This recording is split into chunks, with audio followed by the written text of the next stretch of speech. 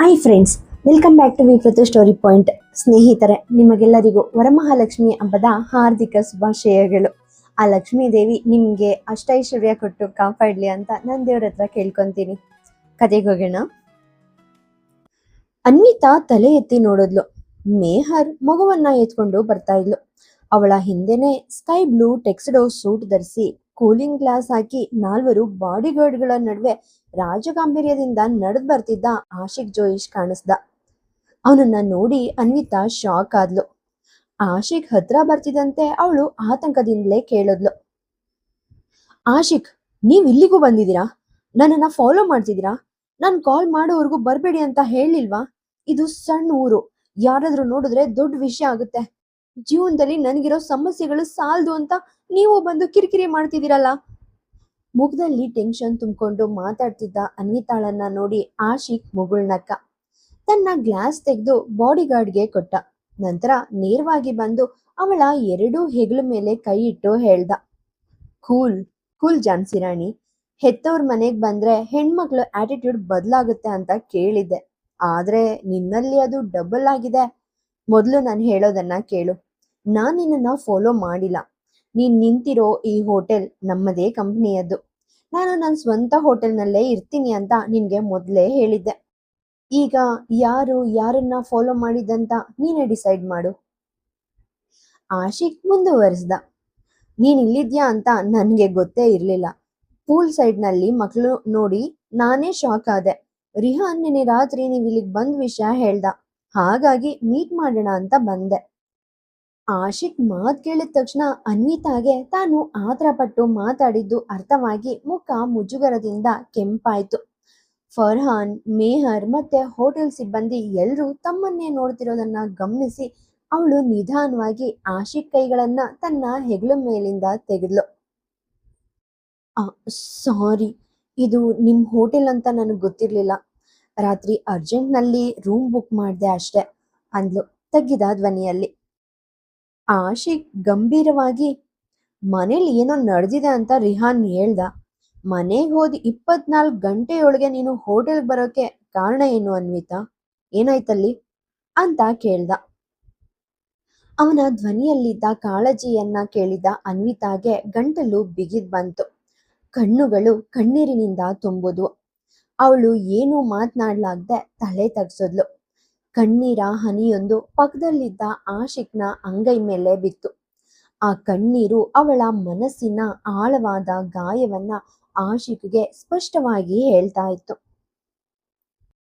ಆಶಿಕ್ ನಿಧಾನವಾಗಿ ಅವಳ ಗಲ್ಲವನ್ನ ಹಿಡಿದು ಮುಖ ಮೇಲಕ್ಕೆತ್ತದ. ಕಣ್ಣೀರ್ ತುಂಬಿದ ಆ ಕೆಂಪು ಕಣ್ಣುಗಳನ್ನ ನೋಡಿದ ಅವನ ಹೃದಯ ಕರಗೋಯ್ತು. ಅವನು ತನ್ನ ಹೆಬ್ಬೆರಳುಗಳಿಂದ ಅವಳ ಕೆನ್ನೆಯ ಮೇಲಿನ ಕಣ್ಣೀರನ್ನ ಒರೆಸ್ತಾ ಹೇಳ್ದ, ಪರವಾಗಿಲ್ಲ ಅನ್ವಿತಾ, ಕಣ್ಣೀರು ದೌರ್ಬಲ್ಯದ ಸಂಕೇತವಲ್ಲ. ಅದು ಮನಸ್ಸಿನ ಕಹಿಯನ್ನ ತೊಳೆದು ಮುಂದಿನ ದಾರಿಯನ್ನ ಸ್ಪಷ್ಟವಾಗಿ ತೋರಿಸುತ್ತೆ.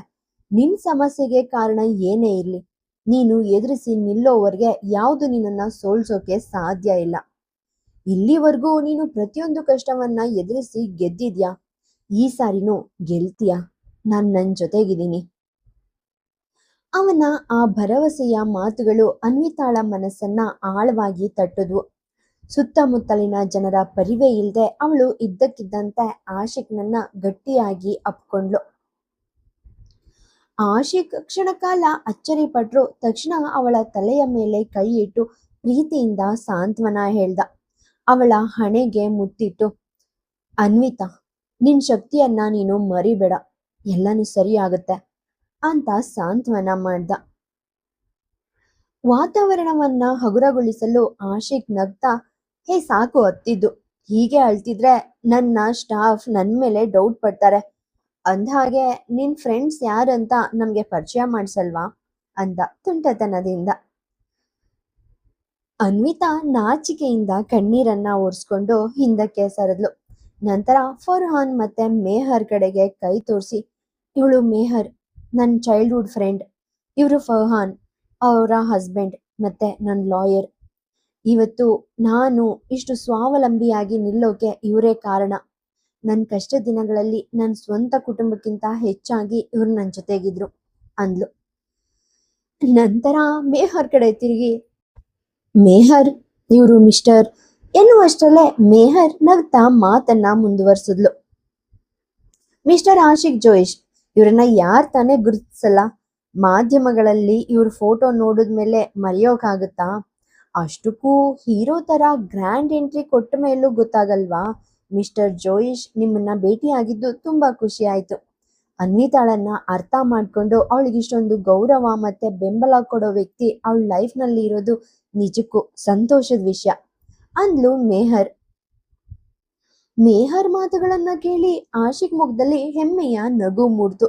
ಅವನು ಫರ್ಹಾನ್ ಮತ್ತೆ ಮೇಹರ್ ಜೊತೆ ಕೈ ಕುಲುಕಿ ಎಲ್ಲರನ್ನ ಲಂಚ್ಗೆ ಇನ್ವೈಟ್ ಮಾಡ್ದ. ಎಲ್ರೂ ಒಟ್ಟಿಗೆ ರೆಸ್ಟೋರೆಂಟ್ನಂತ ಹೆಜ್ಜೆ ಹಾಕಿದ್ರು. ಎಲ್ಲರನ್ನ ಊಟಕ್ಕೆ ಕರೆದ ನಂತರ ಆ ಸಮಯದಲ್ಲಿ ಹೇಳೋಕೆ ಹೆಚ್ಚೇನು ಉಳಿದಿರದ ಕಾರಣ ಅನ್ವಿತಾಳನ್ನ ಫರ್ಹಾನ್ ಜೊತೆ ಮಾತಾಡೋದಕ್ಕೆ ಬಿಡೋದು ಸೂಕ್ತ ಅಂತ ನಿರ್ಧರಿಸ್ದ. ತನ್ನ ಉಪಸ್ಥಿತಿಯಲ್ಲಿ ಫರ್ಹಾನ್ ಜೊತೆ ಎದುರಿಸ್ತಿರುವ ಸಮಸ್ಯೆಗಳನ್ನ ಅನ್ವಿತಾ ಮುಕ್ತವಾಗಿ ಹಂಚಿಕೊಳ್ಳೋಕೆ ಸಾಧ್ಯ ಆಗದೆ ಇರಬಹುದು ಎಂಬುದು ಅವನಿಗೆ ತಿಳಿದಿತ್ತು. ಆದ್ರಿಂದ ಅವನು ಅನ್ವಿತಾಳ ಬಳಿ ಬಂದು ಮೆಲ್ಲನೆ ಕೇಳ್ದ, ಅನ್ವಿತಾ, ನಿನ್ಗೆ ಅಭ್ಯಂತರ ಇಲ್ಲದೆ ಇದ್ರೆ ನಾನು ಮಕ್ಕಳನ್ನ ನನ್ನ ಜೊತೆ ಕರ್ಕೊಂಡು ಹೋಗ್ಲಾ? ನಾವೆಲ್ಲರೂ ಒಂದೇ ಹೋಟೆಲ್ನಲ್ಲಿ ಇರೋದ್ರಿಂದ ಮಕ್ಕಳನ್ನ ಕಿಡ್ಸ್ ಝೋನ್ಗೆ ಅಥವಾ ಸ್ವಿಮ್ಮಿಂಗ್ಗೆ ಕರ್ಕೊಂಡು ಹೋಗ್ತೀನಿ. ನಾನು ಮಕ್ಕಳನ್ನ ತುಂಬಾ ಮಿಸ್ ಮಾಡ್ಕೊಂಡಿದ್ದೆ. ಹಾಗೇನೆ ನೀನು ಸ್ವಲ್ಪ ಪರ್ಸನಲ್ ಟೈಮ್ ಸಿಗುತ್ತೆ. ಆಶಿಕ್ನ ಈ ಮಾತನ್ನ ನಿರಾಕರಿಸೋಕೆ ಅನ್ವಿತಾಳಿಗೆ ಯಾವುದೇ ಕಾರಣ ಇರಲಿಲ್ಲ. ತನ್ನ ನೆರಳಿಗಿಂತ ಹೆಚ್ಚಾಗಿ ಆಶಿಕ್ನನ್ನ ನಂಬುವ ಪರಿಸ್ಥಿತಿಯಲ್ಲಿದ್ದ ಅವಳು ಸದ್ದಿಲ್ದೆ ತಲೆಯಾಡಿಸಿದ್ಲು. ಆಶಿಕ್ ಮುಖದಲ್ಲಿ ಮಂದಹಾಸ ಮೂಡ್ತು. ಅವನು ಆಯುಷ್ನನ್ನ ಮಡ್ಲಲ್ಲಿ ಎತ್ಕೊಂಡು ರಿಹಾನ್ನ ಕೈ ಬೆರಳು ಹಿಡ್ದ. ಮಕ್ಕಳ ಮುಖದಲ್ಲಿನ ಹೊಳಪೆ ಅವರ ಖುಷಿಯನ್ನ ಹೇಳ್ತಾ ಇತ್ತು. ಆಶಿಕ್ ಮಕ್ಕಳ ಜೊತೆ ಹೊರಡ್ತಾ ಇದ್ದಂತೆ ಅನ್ವಿತಾ ಸೋಫಾದ ಮೇಲೆ ತಲೆ ಹಿಡಿದು ಕುಳಿತ್ಲು. ಸ್ವಲ್ಪ ಸಮಯದ ಹಿಂದೆ ನಡೆದ ಘಟನೆಯಿಂದ ಮೇಹರ್ ಮತ್ತು ಫರ್ಹಾನ್ ಇನ್ನೂ ಆಘಾತದಲ್ಲಿದ್ರು. ಅಕ್ಕಪಕ್ಕದ ಜನರು ತಮ್ಮೊಳಗೆ ಪಿಸುಗುಟ್ಟೋಕೆ ಶುರು ಮಾಡಿದ್ರು. ಆದ್ರೆ ಆ ಕ್ಷಣದಲ್ಲಿ ಅನ್ವಿತಾಳಿಗೆ ಜಗತ್ತು ಏನ್ ಯೋಚಿಸುತ್ತೆ ಎಂಬ ಬಗ್ಗೆ ಕಿಂಚಿತ್ತು ಚಿಂತೆ ಇರಲಿಲ್ಲ. ತನ್ನ ಬದುಕಿನ 108 ಜಂಜಾಟಗಳ ನಡುವೆ ಆ ಕ್ಷಣವನ್ನ ನಿಭಾಯಿಸೋದೇ ಅವಳ ಮೊದಲ ಆದ್ಯತೆಯಾಗಿತ್ತು. ಮೇಹರ್ ಹತ್ರ ಬಂದು ಗಂಭೀರವಾಗಿ ಕೇಳಿದ್ಲು, ಅನು, ಇಲ್ಲಿ ಈಗಷ್ಟೇ ಏನಾಯ್ತು? ನ್ಯೂಸ್ನಲ್ಲಿ ಬಂದಿದ್ದೆಲ್ಲ ಕೇವಲ ವದಂತಿ ಅಲ್ಲ, ನಿಜಾನಾ? ನೀವಿಬ್ರು ರಿಲೇಶನ್ಶಿಪ್ ನಲ್ಲಿದ್ದೀರಾ? ಬಾಲ್ಯದ ಸ್ನೇಹಿತೆಯಾದ ನನಗೆ ಇದನ್ನ ಹೇಳಿಲ್ಲ ನೀನು. ಅನ್ವಿತಾ ಆಶಿಕ್ಗೆ ಸಹಾಯ ಮಾಡಿದಾಳೆ ಅಂತ ಮೇಹರ್ಗೆ ತಿಳಿದಿತ್ತು. ಆದ್ರೆ ಇವರ ಸಂಬಂಧ ಇಷ್ಟು ಆಳವಾಗಿದೆ ಅಂತ ಅವಳು ಊಹಿಸಿರ್ಲಿಲ್ಲ. ಜೋಯಿಶ್ ಕುಟುಂಬದಂತಹ ಪ್ರಭಾವಿ ವ್ಯಕ್ತಿಗಳು ತಮ್ಮ ಇಮೇಜ್ ಉಳಿಸ್ಕೊಳ್ಳೋಕೆ ಅನ್ವಿತಾಳ ಹೆಸರನ್ನ ಬಳಸ್ಕೊಂಡಿರಬಹುದು ಅಂತಾನೆ ಮೇಹರ್ ಭಾವಿಸಿದ್ಲು. ಆದ್ರೆ ಈಗ ಆಶಿಕ್ನ ಕಣ್ಣುಗಳಲ್ಲಿನ ಕಾಳಜಿ, ಅವನ ಧ್ವನಿಯಲ್ಲಿದ್ದ ಪ್ರಾಮಾಣಿಕತೆ ಮತ್ತೆ ಪ್ರೀತಿಯನ್ನ ನೋಡಿದ ಮೇಹರ್ಗೆ ಮಾಧ್ಯಮಗಳಲ್ಲಿ ಬಂದದ್ದು ಸುಳ್ಳಲ್ಲ ಅನ್ನೋದು ಖಚಿತ ಆಯ್ತು. ಆದ್ರೆ ಮೇಹರ್ನ ಮನಸ್ಸಿನಲ್ಲಿ ಒಂದು ಪ್ರಶ್ನೆ ಕಾಡ್ತಾ ಇತ್ತು. ಆಶಿಕ್ ಅನ್ವಿತಾಳನ್ನ ಅಷ್ಟೊಂದು ಪ್ರೀತಿಸ್ತಾ ಇದ್ರು, ಅನ್ವಿತಾ ಕೂಡ ಅವನ ಸ್ವಾಮೀಪ್ಯದಲ್ಲಿ ನೆಮ್ಮದಿ ಕಾಣ್ತಾ ಇದ್ರು. ಇವಿಬ್ರ ನಡುವೆ ಇಂತಹ ಅಂತರ ಯಾಕೆ? ಅನ್ವಿತಾ ಎದುರಿಸ್ತಿರೋ ಎಲ್ಲ ಸಮಸ್ಯೆಗಳನ್ನ ಆಶಿಕ್ ಕ್ಷಣಾರ್ಧದಲ್ಲಿ ಬಗೆಹರಿಸಬಲ್ಲ ಸಾಮರ್ಥ್ಯ ಹೊಂದಿದ್ರು ಇವಳು ಯಾಕೆ ದೂರ ಸರಿತಾ ಇದ್ದಾಳೆ? ಅನ್ವಿತಾ ಬಾಲ್ಯದಿಂದಲೂ ಸ್ವಾಭಿಮಾನಿ, ಯಾರ ಕೃಪೆಯನ್ನು ಬೇಡದ ಹುಡುಗಿ ಅನ್ನೋದು ಮೇಹರ್ಗೆ ತಿಳಿದಿತ್ತು. ಮೇಹರ್ನ ಪ್ರಶ್ನೆಗೆ ಅನ್ವಿತಾ ನೆಲ ನೋಡ್ತಾ ಭಾರವಾದ ಧ್ವನಿಯಲ್ಲಿ ಉತ್ತರ ಕೊಡ್ಲು, ಇಲ್ಲ ಮೇಹರ್, ಅದು ನೀನ್ ಅಂದ್ಕೊಂಡ ಹಾಗೇನೂ ಅಲ್ಲ. ನಾವು ಯಾವುದೇ ರಿಲೇಶನ್ಶಿಪ್ನಲ್ಲಿ ಇಲ್ಲ. ಕೆಲವು ತಿಂಗಳುಗಳ ಹಿಂದೆ ಅಷ್ಟೇ ನಾನು ಆಶಿಕ್ನನ್ನ ಮತ್ತೆ ಮೀಟ್ ಮಾಡಿದ್ದು. ಅದಕ್ಕೂ ಮೊದಲು ನಮ್ಮ ನಡುವೆ ಯಾವುದೇ ಸಂಪರ್ಕ ಇರಲಿಲ್ಲ. ಆದ್ರೆ ಕಾಕತಾಳೀಯವಾಗಿ ಭೇಟಿಯಾದಾಗ ಮಾಧ್ಯಮಗಳಲ್ಲಿ ನಡೆದ ಗದ್ದಲದ ನಡುವೆ ಆಶಿಕ್ಗೆ ಆಯುಷ್ ತನ್ನ ಮಗ ಅನ್ನೋ ಸತ್ಯ ತಿಳಿತು. ಅದಕ್ಕಾಗಿನೇ ಅವನು ಮಗನ ಜೊತೆ ಸಮಯ ಕಳೆಯೋಕೆ ಇಲ್ಲಿಗೆ ಬಂದಿದ್ದಾನೆ. ನಮ್ಮಿಬ್ರ ಮಧ್ಯೆ 1 ತಿಂಗಳು ಅಗ್ರಿಮೆಂಟ್ ಇದೆ ಅಷ್ಟೇ. ಆ ಸಮಯ ಮುಗಿದ ತಕ್ಷಣ ಅವನು ನಮ್ಮ ಜೀವನದಿಂದ ಸಂಪೂರ್ಣವಾಗಿ ದೂರವಾಗ್ತಾನೆ. ಇದನ್ನ ಕೇಳಿ ಮೇಹರ್ಗೆ ಕೋಪ ಬಂತು. ಅನು, ನೀನು ಹುಚ್ಚಿಡ್ದಿದ್ಯಾ? ನೀನ್ ಎಷ್ಟು ದೊಡ್ಡ ತಪ್ಪು ಮಾಡ್ತಿದ್ಯಾ ಅಂತ ಗೊತ್ತಾ? ಅವನ ಕಣ್ಣುಗಳು, ಅವನ ನಡವಳಿಕೆ ಪ್ರತಿಯೊಂದು ಹೇಳ್ತಾ ಇವೆ ಅವನು ನಿನ್ನನ್ನ ಎಷ್ಟು ಪ್ರೀತಿಸ್ತಾನೆ ಅಂತ. ನೀನು ಅವನನ್ನ ಇಷ್ಟ ಪಡ್ತೀಯ. ಸುಳ್ಳು ಹೇಳ್ಬೇಡ. ಪ್ರತಿಯೊಂದು ಸಂಬಂಧನೂ ಕೆಟ್ಟದಾಗಿ ಕೊನೆಗೊಳ್ಬೇಕು ಅಂತ ಏನಿಲ್ಲ. ನಿನ್ಗೆ ಈ ಹಿಂದೆ ಅನ್ಯಾಯ ಆಗಿದೆ ನಿಜ.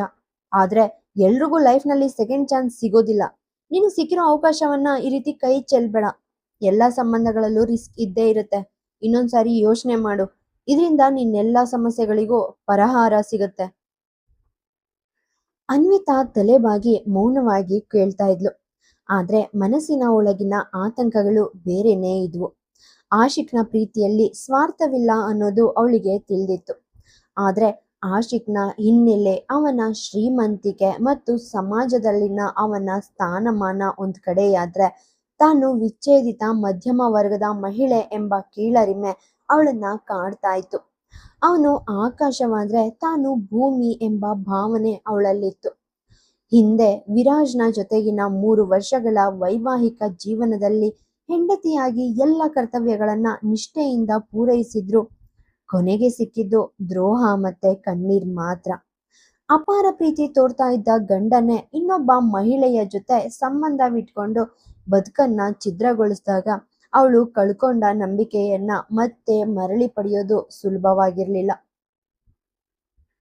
ಅನ್ವಿತಾ ಕಣ್ಣೀರ್ ತಡ್ಕೊಳ್ತಾ ಹೇಳಿದ್ಲು, ಮೇಹರ್, ನಾನೊಬ್ಬ ಮಧ್ಯಮ ವರ್ಗದ ಮಹಿಳೆ, ಇನ್ನೊಬ್ರಿಂದ ತಿರಸ್ಕರಿಸಲ್ಪಟ್ಟವಳು. ಆಶಿಕ್ ಜೋಯಿಶ್ ಒಬ್ಬ ಯುವ ಐಕಾನ್, ಬಿಲೇನಿಯರ್. ನಮ್ಮಿಬ್ರಿಗೂ ಯಾವುದೇ ಹೊಂದಾಣಿಕೆ ಆಗೋದಿಲ್ಲ. ಬಿಡು. ನಾವಿಲ್ಲಿ ಬಂದಿರೋದು ರಿಹಾನ್ ವಿಷಯವಾಗಿ, ಆಶಿಕ್ ಬಗ್ಗೆ ಮಾತಾಡೋಕಲ್ಲ. ಅನ್ವಿತಾ ಮಾತ್ ಬದಲಿಸಿದ್ದನ್ನ ನೋಡಿ ಮೇಹರ್ ಕೂಡ ಅನಿವಾರ್ಯವಾಗಿ ಮೌನವಾದ್ಲು. ಮಧ್ಯಾಹ್ನ ಸುಮಾರು 2 ಗಂಟೆಯ ವೇಳೆಗೆ ಎಲ್ಲರೂ ಆಶಿಕ್ ಬುಕ್ ಮಾಡಿದ್ದ VIP ಡೈನಿಂಗ್ ಏರಿಯಾದಲ್ಲಿ ಊಟಕ್ಕೆ ಕುಳಿತರು. ಆಶಿಕ್ ಈಗಾಗ್ಲೇ ಮಕ್ಳ ಜೊತೆ ಅಲ್ಲೇನೇ ಇದ್ದ. ಅನ್ವಿತಾ ಒಳಗ್ ಬರ್ತಾ ಇದ್ದಂತೆ ಆಶಿಕ್ ತಮಾಷೆಯ ಧ್ವನಿಯಲ್ಲಿ ವಾತಾವರಣವನ್ನ ತಿಳಿಗೊಳಿಸೋಕೆ ಟ್ರೈ ಮಾಡ್ದ. ನೋಡಿ ಅನ್ವಿತಾ, ಮೊದ್ಲೇ ಸಾರಿ ಕೇಳ್ಬಿಡ್ತೀನಿ. ಈ ರೀತಿಯ ಗ್ರ್ಯಾಂಡ್ ಸೆಟಪ್ ನಿಮ್ಗೆ ಇಷ್ಟ ಆಗಲ್ಲ ಅಂತ ಗೊತ್ತು. ಆದ್ರೆ ನಿಮ್ಮ ಚೈಲ್ಡ್ಹುಡ್ ಫ್ರೆಂಡ್ಸ್ ಬಂದಿದ್ದಾರೆ, ಅದಕ್ಕೆ ಈ VIP ಡೈನಿಂಗ್ ಏರಿಯಾ ಅರೇಂಜ್ ಮಾಡಿದೆ. ಇಲ್ದೇ ಇದ್ರೆ ನನ್ಗೂ ನಾರ್ಮಲ್ ಹಾಲ್ನಲ್ಲಿ ಊಟ ಮಾಡೋದೇ ಖುಷಿ.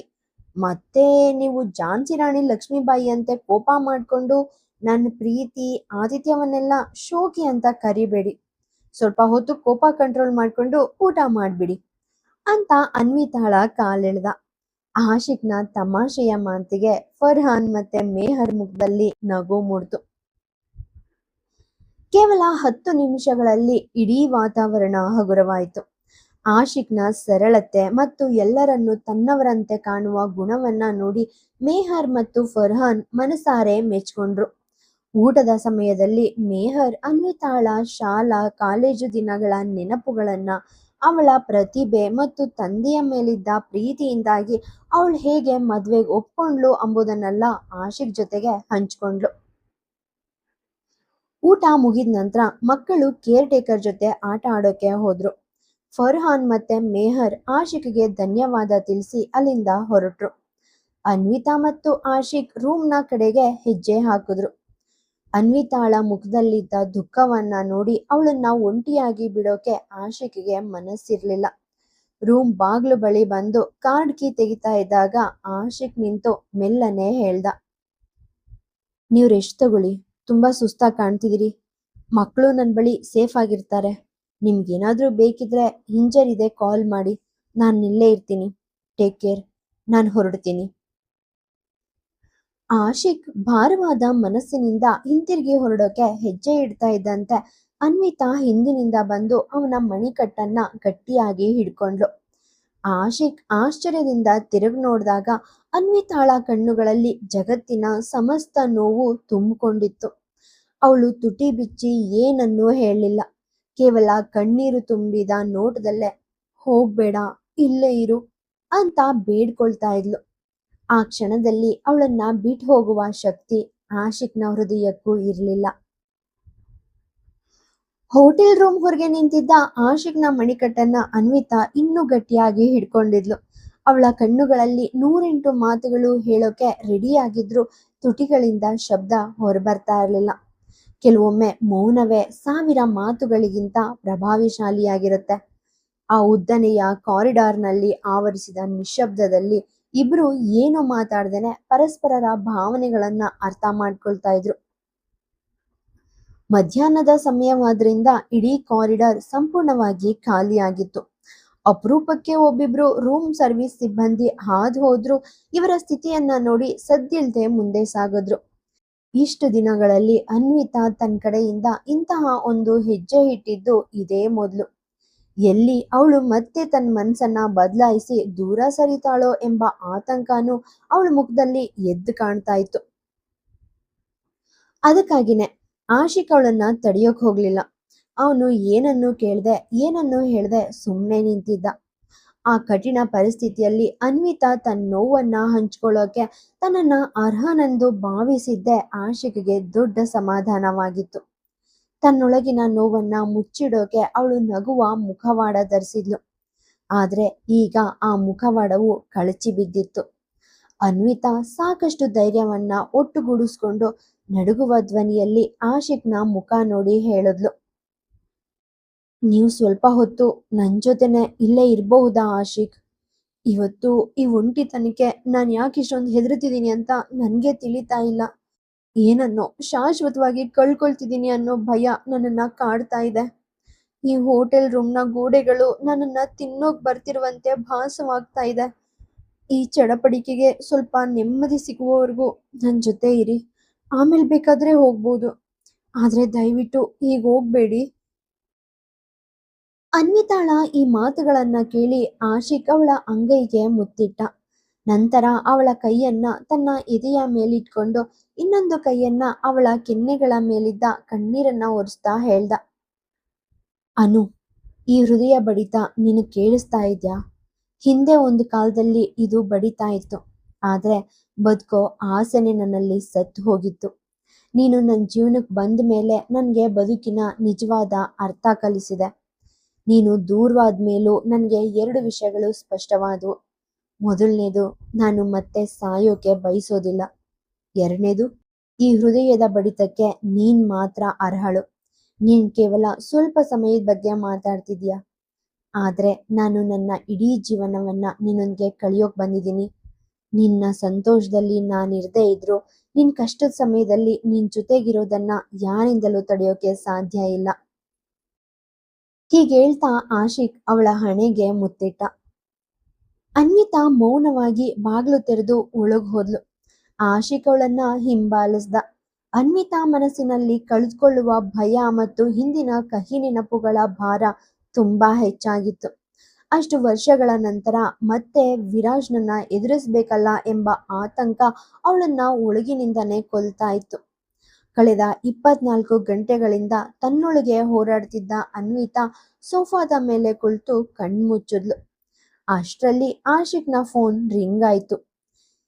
ಸೀಮಾಳಿಂದ ಆಫೀಸ್ನ ಅರ್ಜೆಂಟ್ ಕಾಲ್ ಬಂದಿದ್ರಿಂದ ಅನ್ವಿತಾಳಿಗೆ ತೊಂದರೆ ಆಗ್ಬಾರ್ದು ಅಂತ ಅವನು ಬಾಲ್ಕನಿಗೆ ಹೋಗಿ ಮಾತಾಡ್ದ.